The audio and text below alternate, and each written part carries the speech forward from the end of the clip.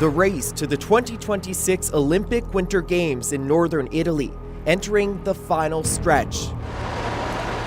Organizers working against the clock to host the most sprawling Winter Games in history. Excitement mixed with concerns over construction timelines on thin ice. The main hockey arena behind schedule, with test matches canceled.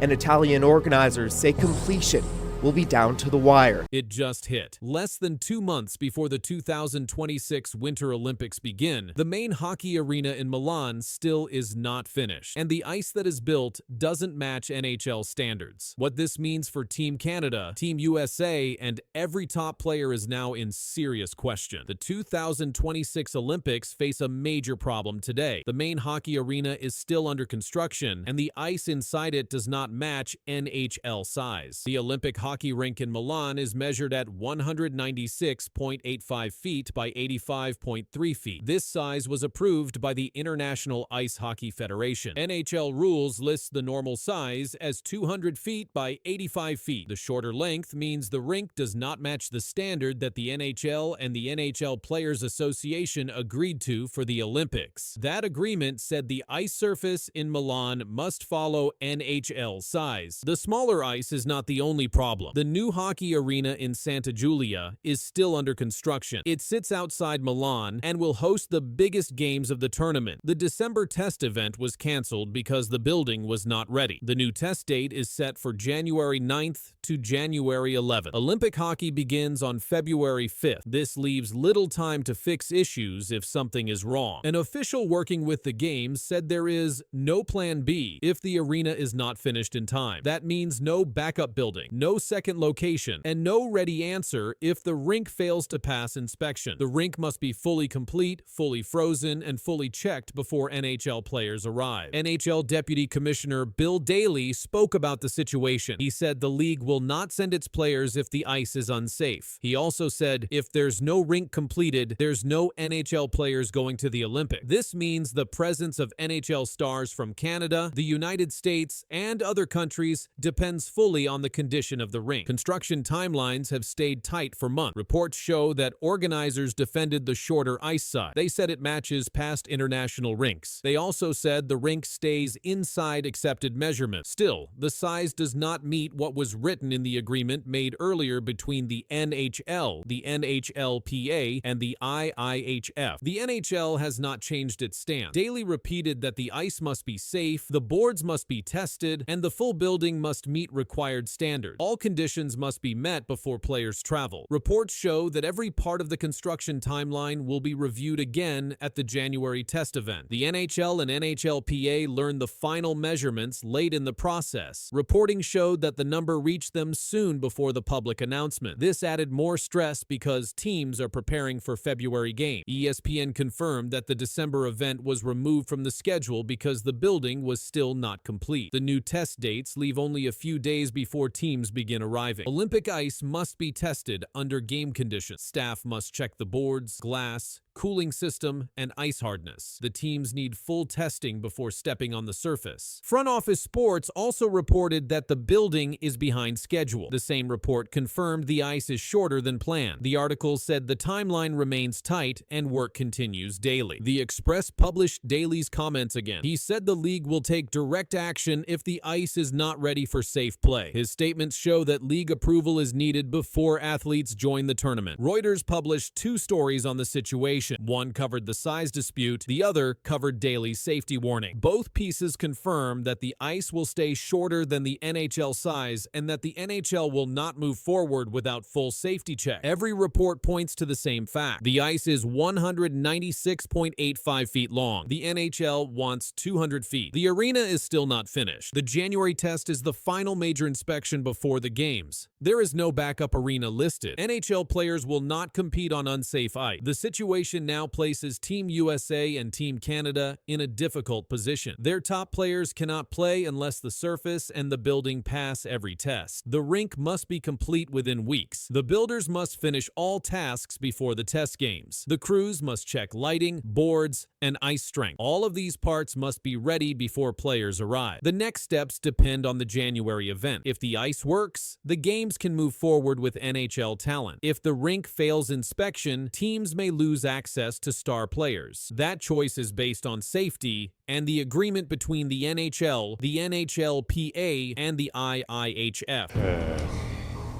Obviously a very, very proud moment, and just very excited and felt like I had done something good to get this call-up. So yeah, I'm very excited for the future. An emergency call-up. 2 top goalies on injured reserve. A rookie thrust into the spotlight with the pressure of an entire season on his shoulders. The Toronto Maple Leafs just made a massive change, a move that could reshape their season forever. What happened next raised even bigger questions, and the next steps remain uncertain. The Toronto Maple Leafs made a major move when they placed Joseph Woll on injured reserve after he suffered a lower body injury during the game against Carolina. The injury forced the team to react fast. Woll was expected to miss at least a week, according to the update released when the decision became official. Anthony Stolarz was already unavailable with an upper body injury, leaving the team without either of its intended NHL goaltenders at the same time. With 2 goalies out, Toronto recalled Artur Akhtiamov from the AHL. He had no NHL experience and entered the roster as an emergency option. This pushed Dennis Hildeby into the starting role. Before this moment, Hildeby had played only a small number of NHL games. His early games included a .914 save percentage and limited time in net. Analysts described the situation as a test of depth because Hildeby and Akhtiamov were the only healthy options left. The pressure on Hildeby increased when he entered the game against Carolina after Woll exited. He faced 9 shots and stopped all of them in a 5-1 win. Days later, he delivered his first NHL shutout against Tampa Bay, making 29 saves in a 2-0 victory. Morgan Rielly scored the opening goal, and Austin Matthews added an empty net goal with 1 second left. The win raised the Leafs to 4-0 and won in their last 5 games and brought attention back to the unexpected goalie shift. As the team adjusted, conversations began about whether general manager Brad Treliving should pursue a trade. Several names surfaced in league discussions. Concerns included salary cap requirements,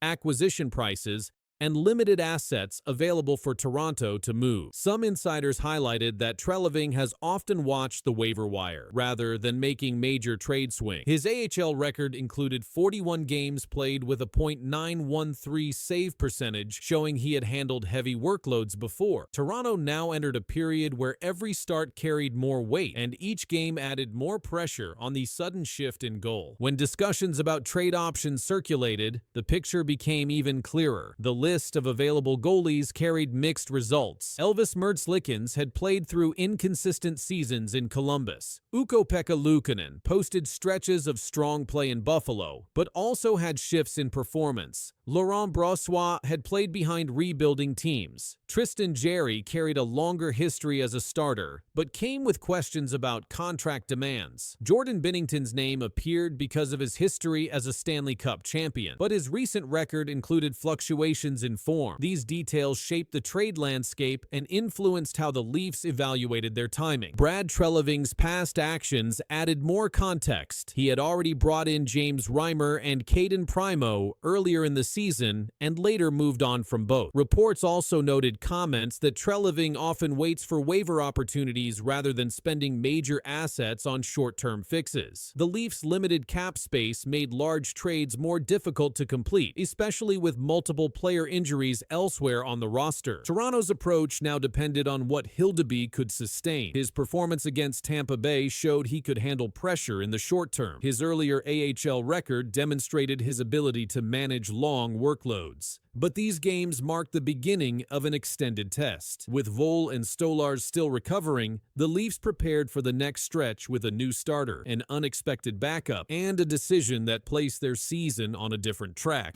Well, it definitely does give the team confidence for sure, and knowing that he's back there doing his job above and beyond, making the saves and giving us an opportunity to win a game.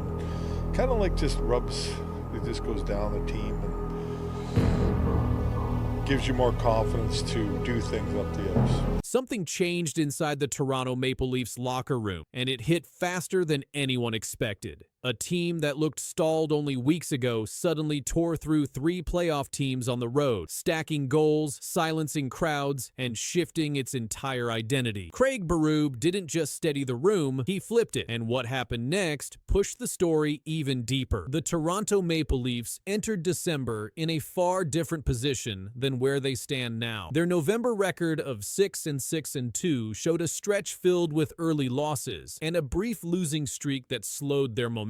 Pressure grew as the team slipped toward the lower end of the Eastern Conference standing. Yet within days, something inside the group shifted, and the change appeared in ways the scoreboard made clear. Toronto went on the road and defeated the Pittsburgh Penguins, the Florida Panthers, and the Carolina Hurricanes. Each of these teams held a playoff spot when the Leafs faced them. Toronto outscored these opponents 16-4 across the 3 games, leaving little space for doubt about the quality of their play. The wins came with control in all 3 zones, and they came fast enough to mark a visible break from the previous month. A photograph from Raleigh showed Austin Matthews celebrating a goal in the second period at Lenovo Center. The credit line stated, "James Galori Imagine Images," and the moment reflected how key players contributed to the shift. The reporting noted that Austin Matthews, William Nylander, John Tavares, among others, all are helping the cause, and those names stayed active across each matchup. Their presence supported the team's broader turnaround during this stretch. Craig Berube's impact appeared across several layers of play. The coverage stated that Toronto beat these opponents in good fashion with no sweat by it nor any kind of nervousness, and that reflected the confidence building inside the lineup. The team won puck battles, generated clutch scoring, and created stronger power play and penalty kill sequences. These developments supported the factual description that the last few games for Toronto have gone about as well as they and head coach Berube could have hoped for. The 3-game performance aligned with another line from the report. The last 3 games for the Maple Leafs have shown the full team effort that they had been hoping to show since the season's beginning. That sentence captured the measurable improvement across the group. Toronto opened December 2-0, and early season concerns shifted as the wins continued to grow, leaving more focus on what these results might lead to next. Craig Berube's structure carried into the story as well. The coverage noted that he is turning things around for this team, tying the coaching approach to the improved results. The team displayed steadier spacing and more synchronized defensive support. These facts came from descriptions inside the articles and aligned with the documented results rather than interpretation. Each game in the streak showed clearer alignment between roster roles and on-ice decisions, reflecting the system Berube set in place. The reporting also emphasized the timing of the shift. It stated, "It took a bit for this to all be figured out for them, but it seems like it all came together now." This detail marked how long the process lasted before the streak formed. It also connected the early season challenges to the more structured play shown in December. Toronto's ability to generate consistent scoring, limit goals against, and perform effectively against playoff teams built factual support for the idea that their season had entered a new phase. The Maple Leafs' location in the standings added tension to the moment. The article pointed out they were towards the bottom of the Eastern Conference standings, making each point gained during the streak significant. The reporting added, "If they can keep putting together complete performances like the last 3 games, watch out for them." That line reflected a factual statement from the article, and it captured the attention surrounding what the team might produce next as their schedule continued. And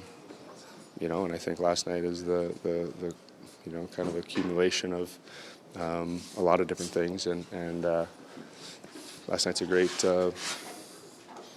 warning to the group what happens when you're not ready to roll. Something just shook the Edmonton Oilers locker room. After a crushing 9-1 loss, Connor McDavid stood up and called out his own team. He didn't dodge, he didn't sugarcoat. He said the Oilers were flat. No energy, no emotion. Coming from the captain, that means something. What he said next set the tone for the rest of the season. The Edmonton Oilers are under pressure. They've played 16 games this season, and their record stands at 6 wins, 6 losses, and 4 overtime losses. That's not what fans or the team expected.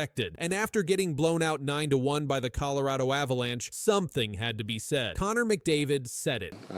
Early on, obviously, we found an issue to bring some of that emotion, some of that energy to the game. That's not fighting. That's not anything. It's just bringing that energy, skating, a little bit more physical. In his post-game comments, McDavid told reporters, "It's been flat. That starts with me as a leader. There's maybe not been enough energy, not enough emotion, and we have to find a way to bring some of that into the game." This wasn't just about one game. McDavid spoke about the team's attitude over several games. He said, "We all have a hand in bringing just a little bit more, emotionally, physically, and just to our game as a whole." McDavid has 22 points this season, 5 goals, and 17 assists, but he's also -6 at even strength. That shows even the best players on the team are getting outscored when they're on the ice. The loss to Colorado was Edmonton's worst home defeat since 2009. The Avalanche scored goal after goal, and the Oilers didn't have an answer. The team was down 4-0 after the first period, and it only got worse from there. This wasn't just a bad night.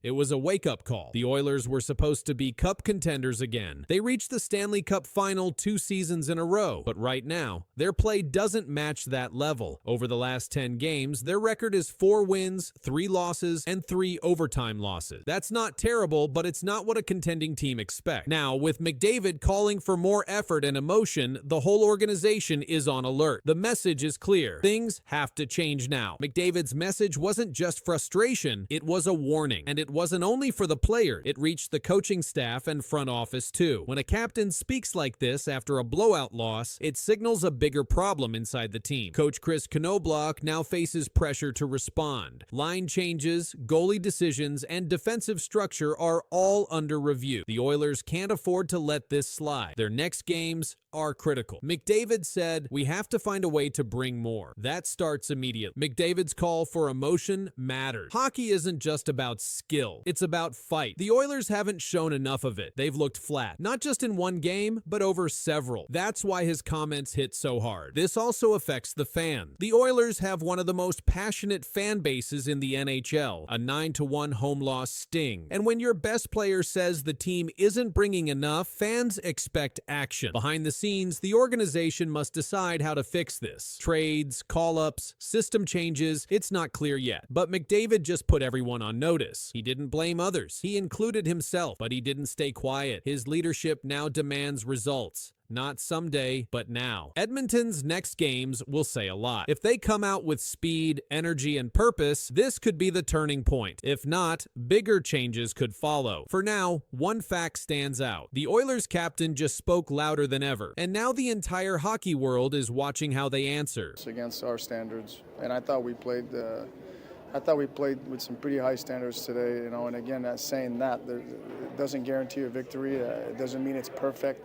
But I felt our intentions were there. We were organized in our 5-on-5 play, and it was a good game. I thought we stayed patient.